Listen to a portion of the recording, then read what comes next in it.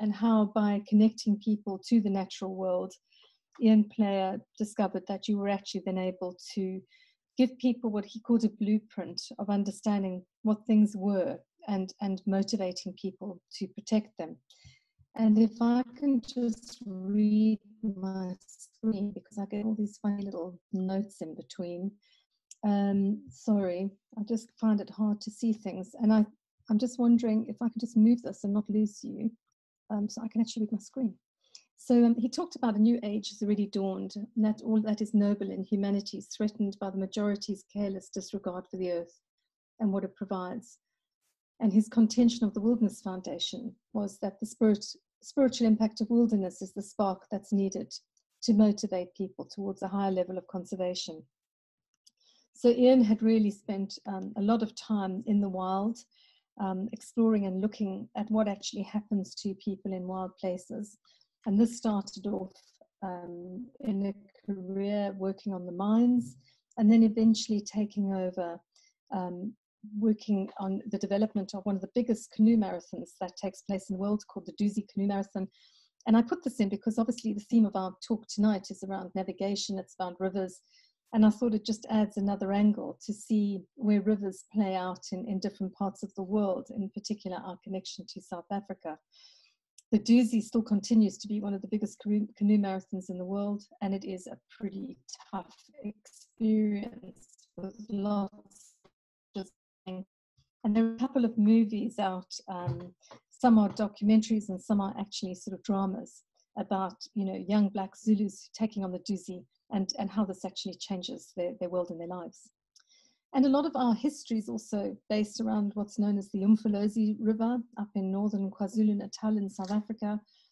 And we spend a lot of time sending young people out from leadership positions to South Africa to experience wilderness in the raw. We carry packs on our backs. We don't sleep in tents. We sleep wild. It's quite the most extraordinary experience. And the river is really the main artery of everything we do, because without water, there is no life. And so we might walk through the hot hills during the days, looking for rhino or elephant or big game on foot, but we always return to the banks of the Umfolozi at night to camp and draw water and spend our time on its shores. And my history is, as you might guess, a South African growing up in Johannesburg, but lucky enough to have had a very strong relationship with the natural world through my father, who was a doctor and a philanthropist, but a very keen conservationist. And so I grew up as a young child, camping wild, pottering around in our old canoe, and spending nights under the stars. You know, my dad, there was nothing posh about him. He'd take a folding chair and put us kids on that with a little mohair blanket, which used to be brilliant because it would keep the mosquitoes off us if we put it over our heads. But I had this very, very special childhood of growing up in the wild in Africa. And when I was 16 years old, the World Wilderness Congress, which is now a key part of our work, a global gathering across the world, had started to look at this place called Isimangaliso, which is the St. Lucia wetlands. Again, I'm just keeping on a theme of water for now. And at 16 years old, as part of the World Wilderness Congress, we had a massive campaign, and I used to go in my little school uniform and stand at traffic lights in Johannesburg and protest, because this beautiful part of South Africa, the Isimangaliso wetlands, that wetland serves an extraordinarily wide community of people. And unfortunately, in the dunes that surround St. Lucia, in 1976 it was, I was 16 years old, they discovered titanium in the dunes around St. Lucia. And this was going to be mined very heavily by not South African mining, which would have been equally bad, but from mining coming from other parts of the world. And the risk was that we were going to face this devastation of a watershed that actually kept millions of people alive. And we would go up to traffic lights in Johannesburg and stop and hand everybody a copy of what was then the erythrina tree. It used to be known as the kafferworm, which was very un-PC in South Africa, and its name fortunately was changed to the coral tree. But its leaf of the erythrina has become the symbol of our wilderness movement. And between Ian Player and Makubu Ntombela, they talked about how the leaf symbolized 3 points. On the leaf symbolized the connection that we have to spirit, the connection we have to each other, and the connection we have to ourselves. And this leaf you'll see represented throughout the wilderness movement. This is a picture of Ian Player in his youth and his fellow game scout Makubu Ntombela, who were the founders really of the Wilderness Foundation UK, the Wild Foundation in America, the Wilderness Leadership School in South Africa. And these two men together looked at indigenous wisdom and connection to nature as fundamental, almost the kind of life insurance of all humanity. So where does that take us here? You know, to the beautiful rivers of Essex. As a South African, I relish walking along the shores of all our rivers. And as a commissioner with the Essex Climate Action Commission, particularly interested in how rivers and water and the different floodplains and various parts of our watersheds play such an important role, not only in climate change and a healthy environment, but also around human well-being and mental health. So I'm just going to jump back. I don't want to kind of hark on the depressing, but I'm going to give you some of the background of the thinking that has got the foundation to where it is. This talk will go through quite a lot of, you know, our history. It'll go through what's going on in the world today that I think is leading us into a space where we do not have good mental health generally, where our planet is actually in a crisis. And then how we actually work with that and how we are trying to develop the science to show how important it is and why it's so important that protecting an intact natural water and terrestrial system of the world keeps us sane and keeps us well. So I hope I don't make you sad. That's not my point, my purpose of tonight, but it's to share some of our thinking and our motivational work. So the world today, as I see it, you know, we've got this crisis of endangered wildlife and wild spaces. We've got massive population growth. We've got a very fast increasing dependency on technology, like us tonight, but that's been a lifeline. And we've got a very distinctive change in mental health and mental well-being across the world, not just in Britain itself, but we are dealing with significant changes in human well-being. And the cost of that well-being is absolutely astronomical. So now I'm just trying to move this slide on. I think one of the things that we're facing, and if any of you have not read the book, I really urge you to read it, the book by Isabella Tree called Rewilding. I think it's called Rewilding.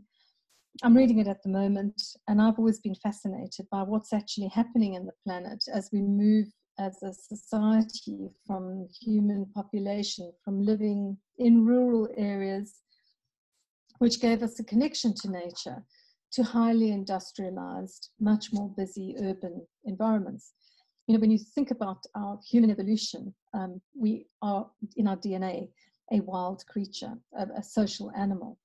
And, you know, when you look at the work of biophilia hypothesis by somebody called E.O. Wilson, who talks about us being predetermined to live within and around nature, and you look at a picture like this of just mass urbanization, something along the way must be throwing us out. And a very interesting perspective is if you hold your arm out in its full entirety and you took a pencil line and drew a pencil line across the top of your upper arm, that pencil line is the 200 years of our fast track of human technology and growth. And the rest of our arm is the whole evolution of us as a species. So in the last 200 years, we fast-tracked ourselves into a way of living that is very contradictory to what our actual genetic makeup is.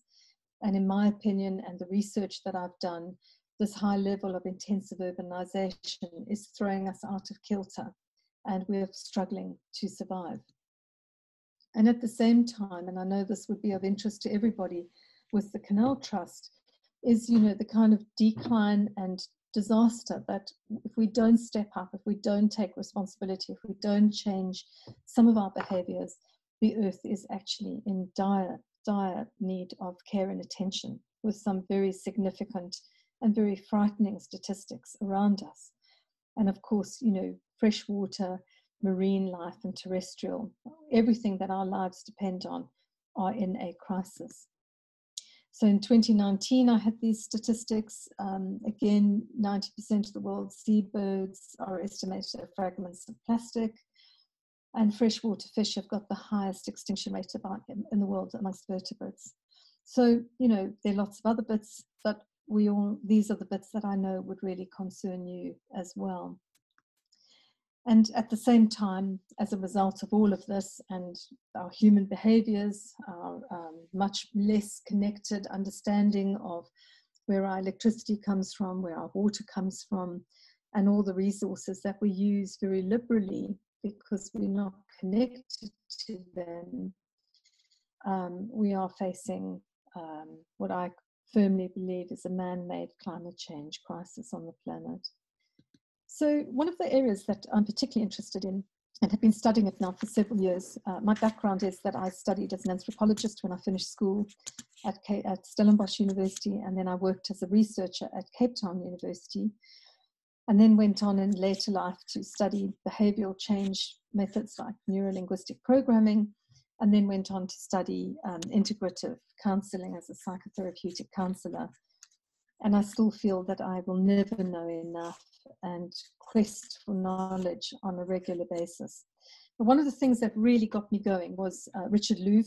Again, if this is a subject that interests you, his book, Last Child in the Woods, was the start of looking at something called nature deficit disorder and what actually happens to us as a human animal when we start to become disconnected from nature, and how that actually affects our social interaction and our personal interactions and our mental health. And this is a book worth looking into and worth reading. And it looked very frighteningly at the statistics of what's actually happening.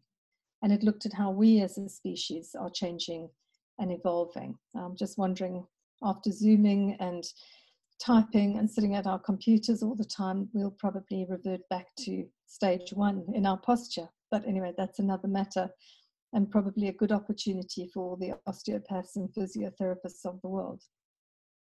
But what is very frightening is when you look at, you know, this was 2001, looking at statistics of how Americans spend their time, and this isn't just picking on the Americans, but looking at those statistics of how little people spend outdoors, how much time they actually chose to be outdoors. If you think that as a species we evolved to be outdoors almost all the time, with our little, you know, finding our shelter as the kind of smallest part of our day, we as a species have become cave-like and gone backwards into a very indoor world.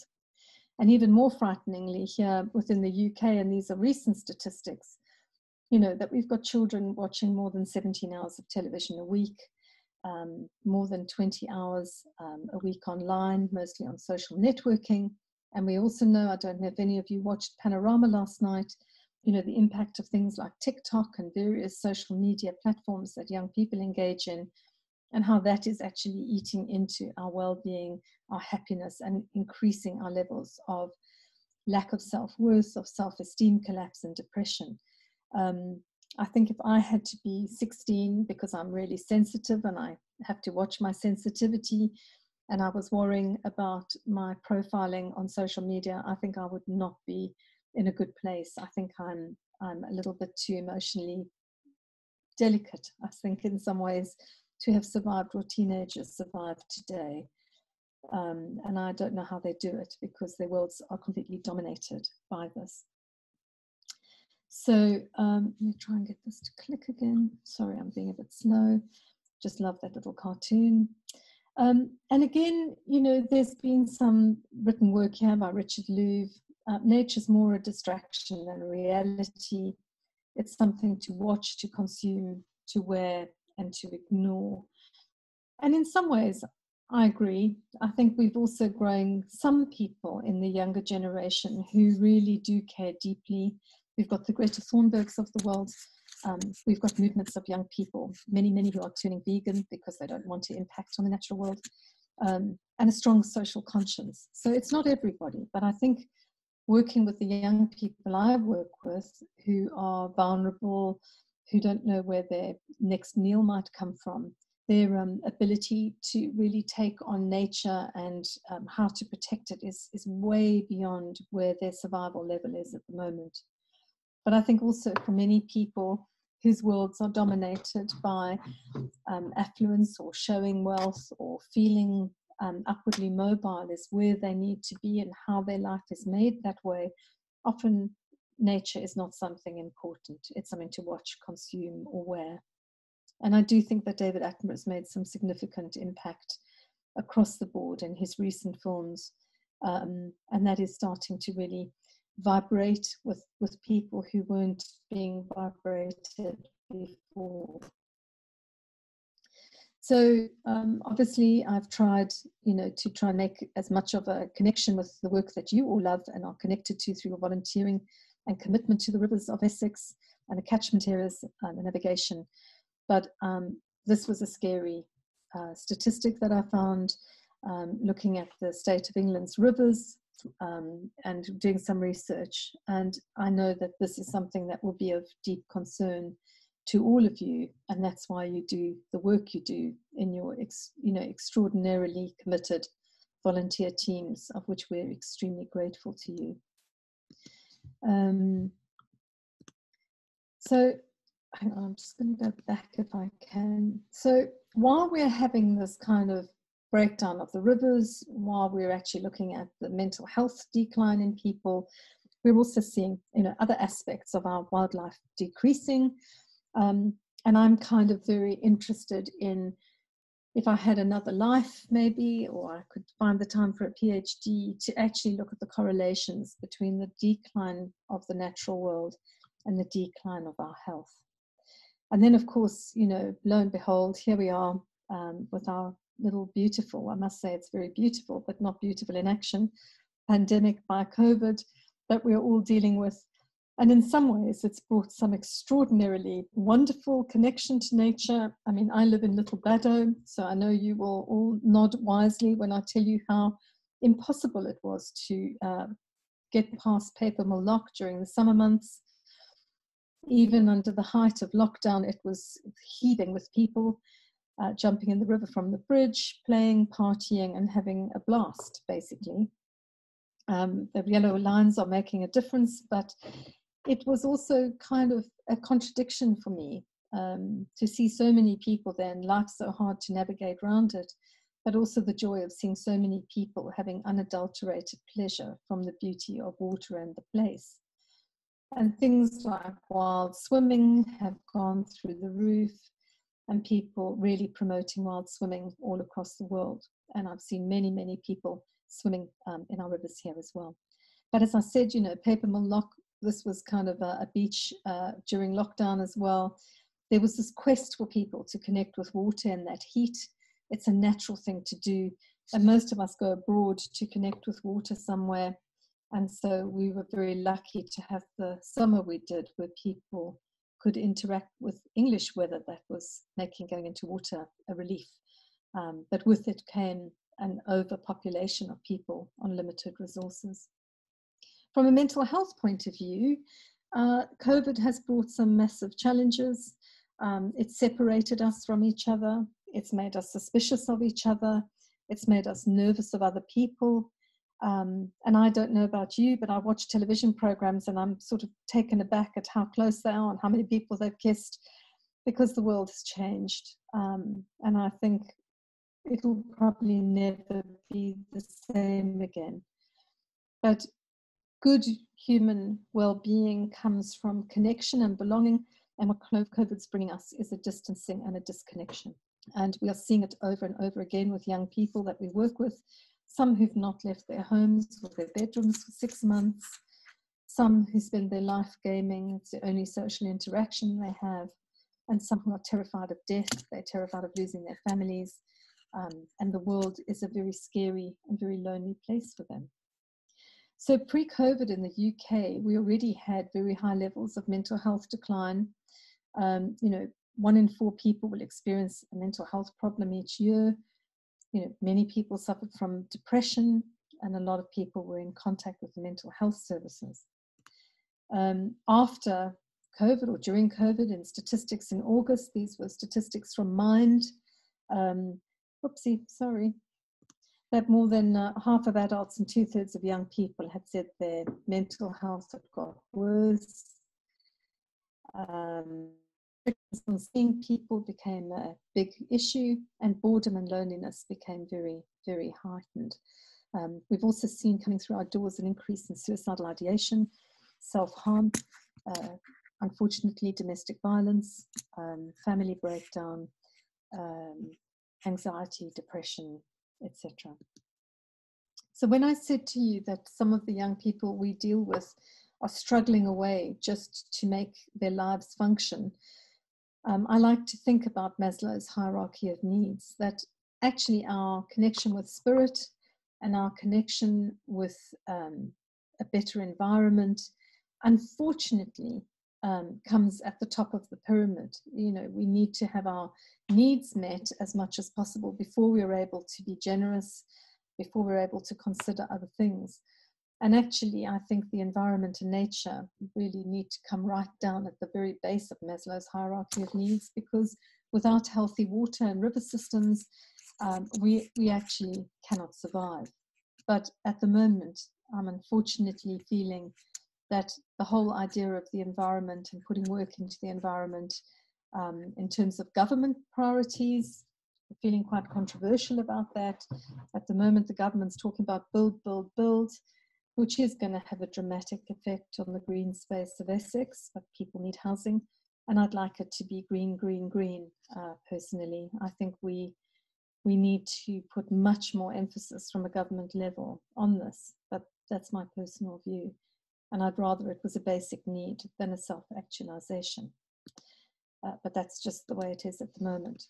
So a lot of the work that we've been doing at the foundation has been around how can we work with what we've got? How do we work with COVID? How do we work with, urbanization?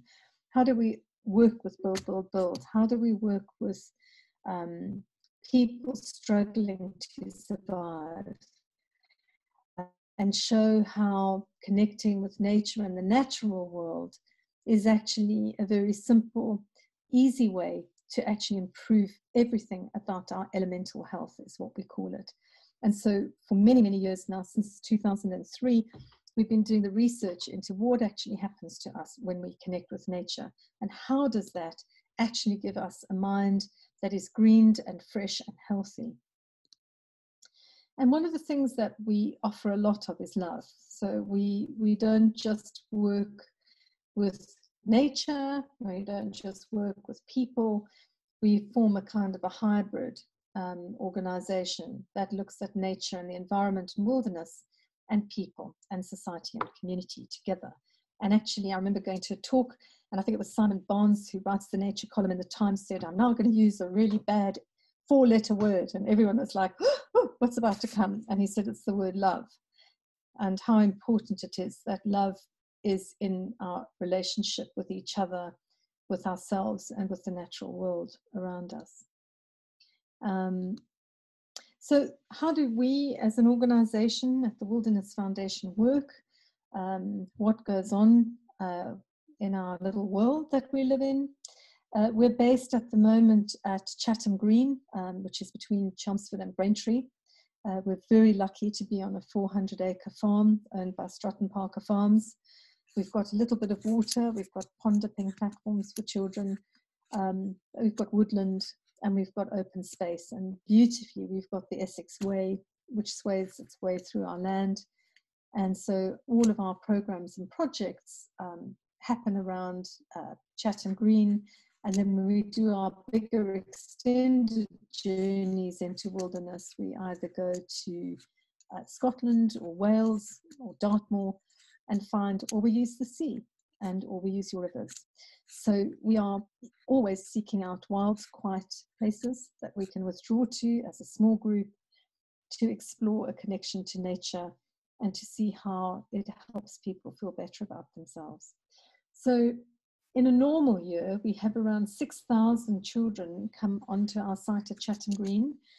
We run a curricular-based program for children and secondary school students, which is looking at all the sciences and the social sciences. So there's nothing wrong about sitting and finding our groups doing poetry in a wood on one day, and another group actually looking at the core science subjects on water and biodiversity and other things on another day, or another group looking at geography and poring over old maps of the area to understand how did that landscape change over time and what is it like now.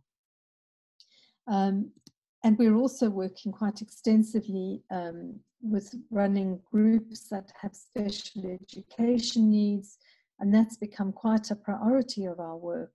So 3 days a week, we have young people coming from various schools across Essex that have got significant issues around special education and disabilities. And we do some wonderful, wonderful work on that, again, supported by volunteers, but with specialist staff and teachers who attend. So incredibly beautiful work to see in action. And then on Saturdays, we've just stopped it at the moment, but we hope to start again, are our morning forest schools for little people, coming and getting as dirty as possible, splashing and playing. And I think when I used to pop down on site to come and say hello, I'd be treated like an alien, because this was their site where they played and they felt a real sense of ownership and connection. This is the only infrastructure we've actually properly put in at the farm at Chatham Green, was a pond dipping platform, and utilising some of the groundwater and streams in the area. We created this as a learning tool for schools and groups coming on site. We then move away more from the environmental education and the special education needs into the work that we do with young people with complex emotional and behavioural needs.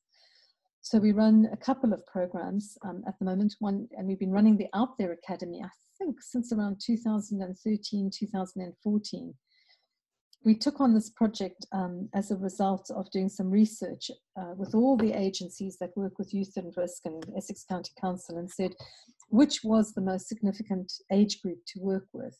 And they suggested that this 13 to 15-year-old group, you had more chance of being able to turn the ship and let it go on a proper course than when you're dealing with someone older. And we all know that our behaviours and the way that we function are built up as a result of our belief systems and the patterning that we've started to create for ourselves. And the younger you can work with young people, the better it is, because you've got less of those kind of patterns and behaviors to kind of help transform and work with, than if you're dealing with someone like myself at 60, where you've got a lot more layering and a lot more to change and work with. So this group come from, again, across Essex, again, supported by volunteers who look just as miserable as the young people, but I think that's deliberate. And we walk and we have picnics and we do fire lighting, and we do some conservation work, and we do a lot of talking and a lot of supporting and a lot of playing manhunt. And I'm an expert now in playing sardines, but unfortunately with COVID, I'm not allowed to play sardines because we're too close. So I'm having to stick with capture the flag and manhunt. But we mix up our work with play and then serious engagement, and play and serious engagement. And the whole time teaching young people who are with us to practice leave no trace ethics. For those of you who are concerned about the pollution of our freshwater systems, you know, the leave no trace ethic from the States has a very, very categorical way of going to the toilet, the distance of 70 meters from a watercourse, and all of this is taught to our young people in all of the work that we undertake. And sometimes it is kind of getting them to do reflective work on paper, but most of our work is done outside with no paper and no infrastructure, just back to good old simple natural resources. And one of our favorite pieces of work, working with adults and teenagers and children, is what we call the river of life, where we'll use nature metaphor to map people's lives out. And I have seen work that just brings you to floods of tears of such beauty of people talking about their past, their present, and their future, but depicting it as a flowing system. At some point it would be lovely to show you some of those images and the artwork that comes out of young people. And of course, from this work, they might start with us looking alienated and leaning against a bunch of hay bales as if they couldn't wait to leave. By the end of the time they're with us, we find young people don't want to leave. They're caught in awe and wonder. They're caught in the beauty of nature. And they felt good with us and with each other. And as we remind them that the only thing that's made them feel good is the way that they've part of that group and how they've made that group function. And we hope and dream that actually that learning that takes place at that age will never leave them, that forms part of their own kind of thought process and belief systems, that they know that they've got the power within themselves to create good relationships and to actually feel good about themselves and others and where they are. And in fact, we had a beautiful email this week from a young person, completely out of the blue. It wasn't an email, it was an Instagram, to say, thank you so much for what you did for me in 2014. I was one of your out there young people, and I just wanted to write and say thank you. And when you get an email like that all those years later, it's pretty impactful on the team and all of us with the longer memories, just very, very overwhelmed by it. So another piece of our work that probably is best known in Essex is our turnaround project. I've worked a lot with Neil Frost, one of your trustees, on this, working with 16 to 21-year-olds with very complex needs. We've been running this program since 2007, and ever since 2007 have been doing research into what happens to these young people when they connect with nature. And as you can see, you know, we're not dealing with the faint-hearted. This was our very, very first intake of young people. We ended up doing a big wilderness program on the Isle of Mull at the beginning of winter. You could see we were pretty green. And this was the naughty boys who'd grabbed a camera in the middle of the night, and they had a lot of fun. And actually, the photograph brings up a real chuckle in me, because these boys were so naughty, but they were just incredibly endearing. Several of them we are still in touch with, and we formed very close bonds. So when we do our work, all of our work is measured. All of our work is looking to see whether we can capture the impact and the change that takes place. So one of the most important pieces of our work is behavioral strengths and difficulties, and we keep measuring it throughout the programs. And fortunately, as we go through our programs, we see significant changes for the positive in how young people cope with life, their views, and where they deal with strength and difficulty. Because as we all know, the more we're able to deal with difficulties and adverse conditions and push through them and come out the other side, the stronger it helps us to be, and it builds our resilience to cope with adversity. Again, we've been very water-based in a lot of our work. It's not just backpacking. This was another trip some years later up at Sorben, on one of the inland locks based up in Sutherland. This was a base camp, and from here we canoed and then wild camped as we worked our way up the lock. This group that came on this particular trail, I had a group of young people who'd been in care in Southend and were leaving care, very vulnerable age, because as they were being put into supported housing or losing their foster homes, felt incredibly abandoned and in a very poor emotional state. I think although the system is trying very hard to look after young people who leave care, it's a very cruel and very scary place for them to be, because they've been abandoned as young people and children, and this abandonment at 18 can be very devastating for them. So we had a really tough group of youngsters on this program. And I remember when we got out of the vehicle and I pointed into the distance, this little base camp set up on this little hillock overlooking the lake, one of the boys just puked straight away. I think his whole reaction was just, I can't deal with this. And from being a really tough young drug dealer in Southend, who you would probably run a mile from on a dark night, he became completely infantile and needed to be wrapped up and tucked into his jacket and zipped up and putting his hood on for the rain. He just was completely overwhelmed by the wildness and the remoteness. And he said, are there no shops? Are there no roads? How do we cope here? But he did very well.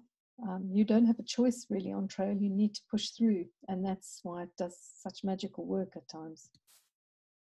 This was again one of the other groups. This is the first year of our work that we separated young men and women. We found that the girls did much better without the boys. It meant that they cared less about what they looked like, they were less self-critical, and they were more willing to try and do things than when the boys are around. But we found that the boys did worse without the girls. In some ways, the girls created some emotional regulation for the boys. And the boys were more willing to manage their behavior when the girls were there, which is very interesting. So that was just a very interesting year's analysis where we were piloting different ways of exploring the differences work makes. This was that very first trip I told you about. This is on Mull, backpacking into the wild on the Isle of Mull. This is probably about 2 o'clock in the afternoon, starting to come down in dusk. This is working up on Athol, up in the mountains of Blair Athol Estate, backpacking, big trips, carrying very heavy packs for over 5 to 6 days up through the mountains. Again, this is nothing to do with water, but this was an extraordinary trip where we were in February in the Pyrenees, and this was climbing one of the Via Ferratas. And then that following summer, back to water as a theme, we did an extraordinary sea kayaking journey around the Biosphere Reserve of Northern Menorca, an incredible journey of 7 days, carrying mainly water in our sea kayaks, and literally having a sarong, a swimming costume, a fleece, and something else. I mean, we had no space for clothing, and everything was food and water. Same group up in the Pyrenees with snowshoeing. And then only this Saturday, hopefully we were well behaved, we did an amazing canoe journey down the Chelmer from Papermill Loch in that pouring rain. And if you think here is a group of young people with significant emotional and behavioral issues, they've all come back saying the canoe was the best day of the 5 days we did last week, and they really want to go again, which is fantastic. And also, several of them are really keen, because we collected plastic and rubbish as we went down, to actually do a whole day of volunteering by canoe to clean up and do as much as we can to help the river. So thank you for looking after it so well and enabling us to have our very soggy journey through your beautiful waters. So again, I talked about litter collection. That's something we really take pride in doing. And some years ago, we did an extraordinary canoe journey up Loch Orr in Scotland. And I have to say, I was so proud of our group, because we cleaned up every filthy campsite that we came across, and eventually came back with our canoes laden after a 7-day trip, full of everybody else's rubbish, but a very pious and a very proud group of young people who'd left wherever we found in a much better state than when we got there. So how do we work? What do we do? Why does it work? I'm sure there are questions about, we all know nature feels good, but what is it that you do even more than that? So as therapists and facilitators, we use a person-centered approach. I don't think I've ever raised my voice once, ever, since 2007. We're calm, we're kind, and the only time I would raise my voice is if someone was in extreme danger. And I think we try and use as little judgment as possible, and we're very honest and very real with each other and the group that we run, and are also willing to accept honesty back, which can sometimes be brutal, but we work as a community and try not to have a major hierarchy of power structures between us all, because we're all going through the same experiences together on a wilderness trail. So we're all frightened at times, we're all wet together, we're all enjoying the sun, we're all struggling up a mountain with a heavy pack, and I think in that is a congruence as well. We use a lovely methodology which comes from the United States, from Indigenous people, called the Circle of Courage. And it talks about 4 key elements that any adolescent needs to become a healthy adult. And that's belonging, mastery, independence, and generosity. And all of our work is designed to work around these 4 elements of embedding and working with our young people to achieve these as their tools for adulthood to see them through. And we work a lot about building resilience. We build a lot of work into the navigation of life, back to the theme of navigation, of navigating life where we are able to adapt and flex and be resilient to what life throws at us. If we're too tough, if we're too dry, if we're too hard, we snap under a strong wind. We need to learn to bend and to maneuver and to be able to know where we're going, but be willing to take a different pathway when it's necessary. And again, navigation, we teach a lot of base skills, map reading, learning to read each other's body language, learning communication through navigation, and also learning that we set a kind of a pathway. Where do you want to go, and how are you going to get there, and what resources are you going to need, and how can you ask for help to get there? We've got an enormous community of volunteers who support all of our young people. We couldn't do it without them. The foundation's got over 40 volunteers, and we've got specialist mentors who work one-to-one with our young people to really support them as they navigate through the program and then into the future. I talked about leave no trace ethics, and we're also doing a lot of conservation work. I don't believe we should just be borrowing from nature to feel better. We need to be making nature feel better as well. So we have projects and plans around how we help nature itself, and would love one day to come and help you with a work party or something similar where we could put back and support you in the work that you do. It would mean a lot. The science behind our work, many of you would have come across some of the work around forest bathing. It's become very popular, and there's a lot of evidence about why forest bathing works and some of the science behind it. So just for an example of spending a time in nature, in a forest, walking for 41 minutes for 4 sessions, looking at what actually happened to people and the kind of emotional response, but also the drop in blood pressure and cortisol levels and adrenaline have all been monitored and measured from a science base. But anxiety and heart rate showed a significant improvement through time walking in forests.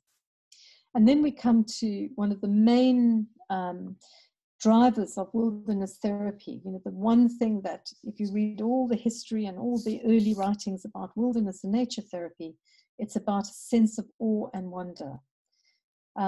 We had awe and wonder on the Chelmer on Saturday. You're coming around a bend, and you've got a beautiful landscape, and there's swans with cygnets. I was desperately wanting awe and wonder with the kingfisher again, but there's something about the awe and wonder of wild nature that just does something to the inside of people, and also, most importantly, to their brains. So this is some work done by some Dutch psychotherapists, and looking at what actually happens to people when they experience awe and wonder in a natural setting. And what they did find, the bit that I like the most is, for example, when they did a drawing, somebody did a drawing of themselves in natural space, they drew themselves as smaller in relation to the wider context than somebody in a city who drew themselves as bigger in a natural context.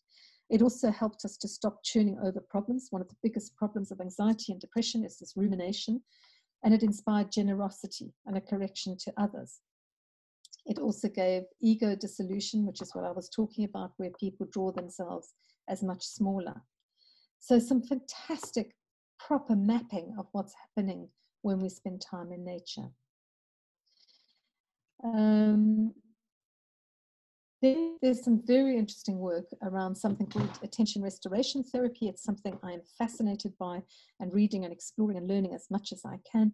And what attention restoration therapy looks at is how, when we're working on screens, when we're in buildings, when we're watching television, when we're in meetings, in our kind of very urbanized office-based world, our focus is very, what they call a direct attention. We kind of focus in on one thing. And when we're outside in nature, in a wilder, more expansive landscape, what we find is that we get something called soft fascination, which allows the brain to rest, and it allows us to deal with issues like mental fatigue And the outcomes of this work is a calmer, less adrenaline-filled, more creative, more functional space for human beings. So just that canoe trip on Saturday, or a walk in the forest, or sitting on a hillside, or looking at the most beautiful flowers can actually help us develop soft fascination, which lets our brains rest. We do a lot of reflective work. This is on another estate we work on in Scotland. This is at the Douglas and Angus estate. And we put young people on solo time where they sit quietly as much as possible by water, because we now know that the effect of blue water-based therapy is becoming extremely popular now in its thinking, and it's reflective. So after doing this course, nature means everything to me. I find it therapeutic. It helps my mind clear of any worries, while being in keep building up. And we do a lot of reflective work, either through what I call the river of life, or just finding trees of life, or mapping and enabling young people to put their thoughts and feelings down on paper so they can see the changes that they had. And there was a lovely poem about water there.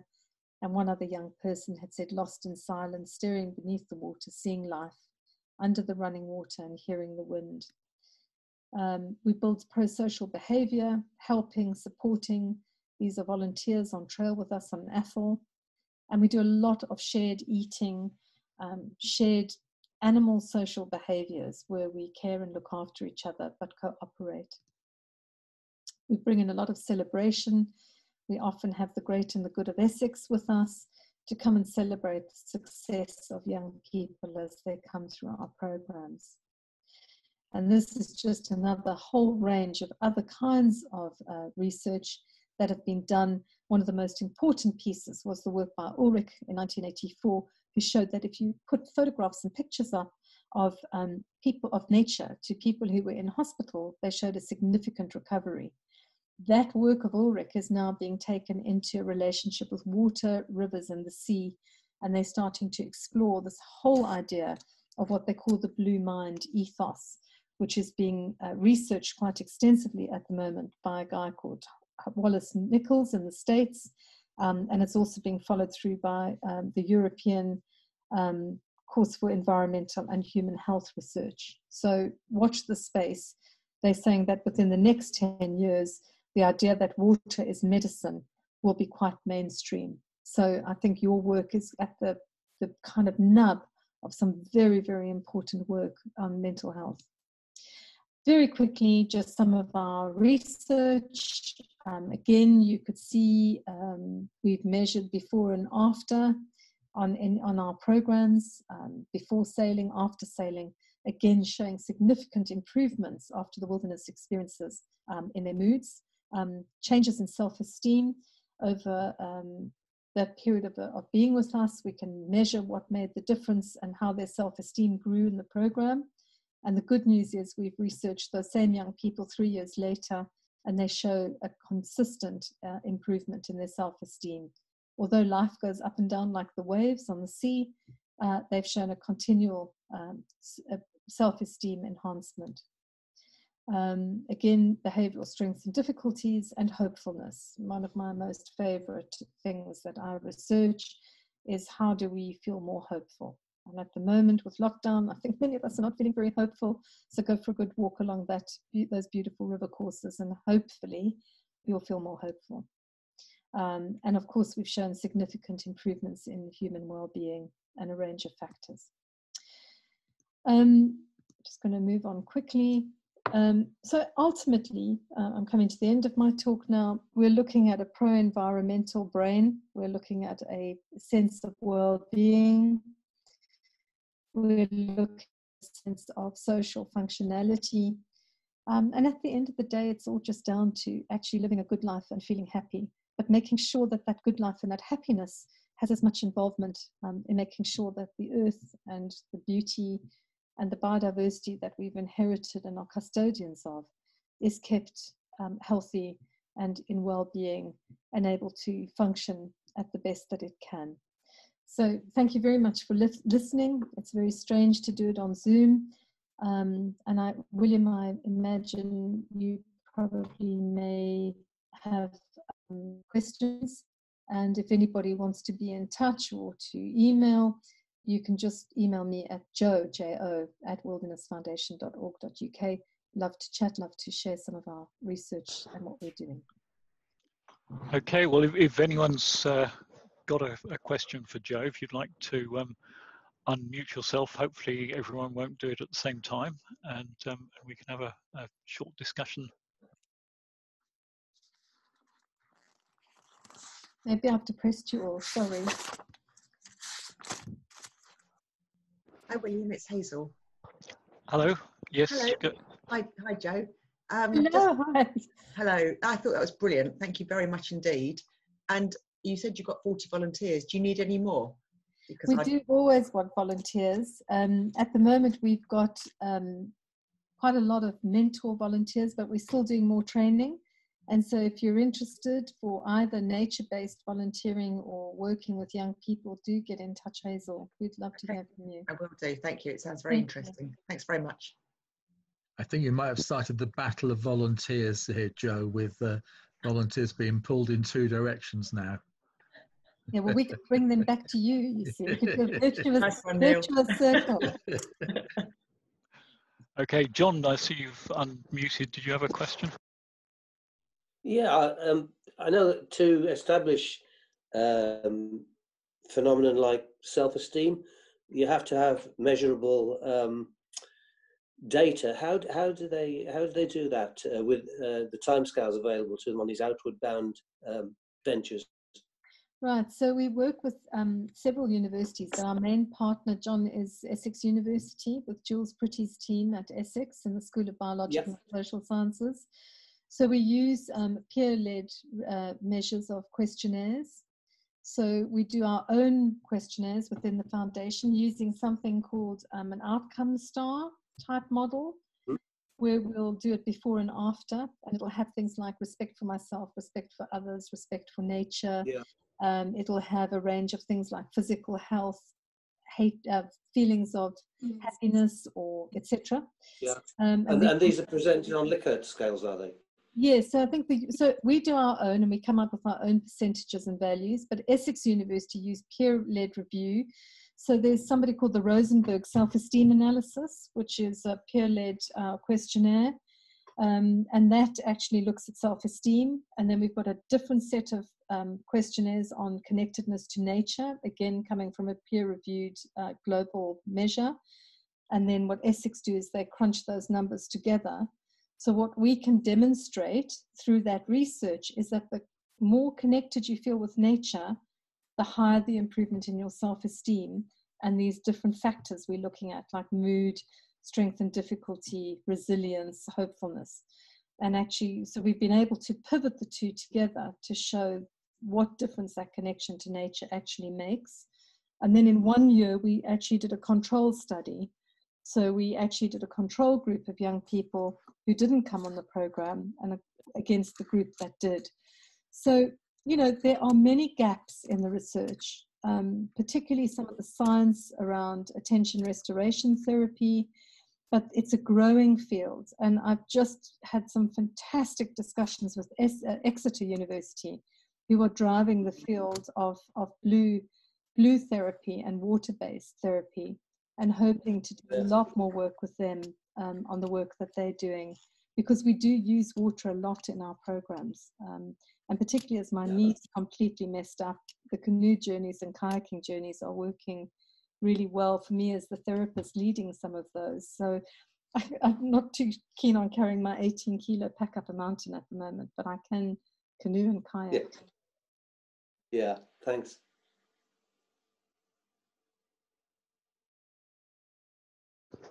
Okay, did anyone else have a question for Jo?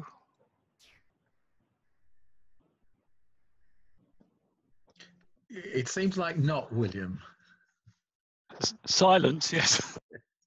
Well, I mean, sorry, go on, Jo, were you going to say something? I was just going to say, I mean, I'd be really, interested if anybody disagrees with any of the reflections that I've made, or whether they feel that there's, that there is something around this disconnect from nature that's, really impacting our mental health, or, I just love to hear what other people's opinions are.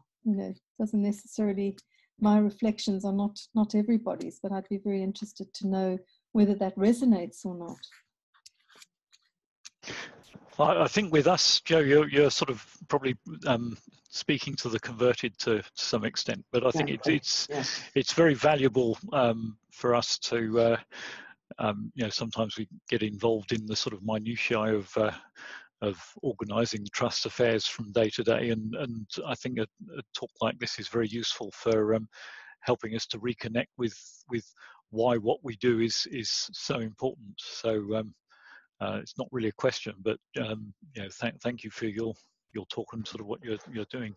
No, and it would be delighted to help you with any of that sort of thinking about the measurement of the impact of the rivers and navigation systems of what you do. So, please do feel free to kind of get some help or some discussion going of what you could also do, even in your work parties with your volunteers. Just measuring the impact of a day of volunteering could be interesting, and what that's actually done. So anyway, that's just my penny's worth on that. Well, thanks for that, Joe. And I can sort of segue in as you've touched on so many interesting points during your talk. I've been reflecting on the work parties that we run, and I'm the organizer. I'm very conscious now that we're very, very task-based, and there's not enough awe and wonder, frankly. There should be loads of awe and wonder there. And I'm going to make sure I remind our volunteers, there's several of them on the screen here tonight, to make sure they enjoy the surroundings as much as they are forced on by me to do more and more and more work and never give up and spend longer time doing it than they plan to. So just in conclusion, Joe, I knew tonight was going to be an interesting talk. We've worked together before, and I'm in admiration for so much of what you do. So on behalf of everybody, it's been a very interesting, very thought-provoking talk that you've given us, and I just want to say thank you very much indeed. Maybe we can either indicate on a screen the claps, or we can actually clap. I don't know how it works, but thank you for having me.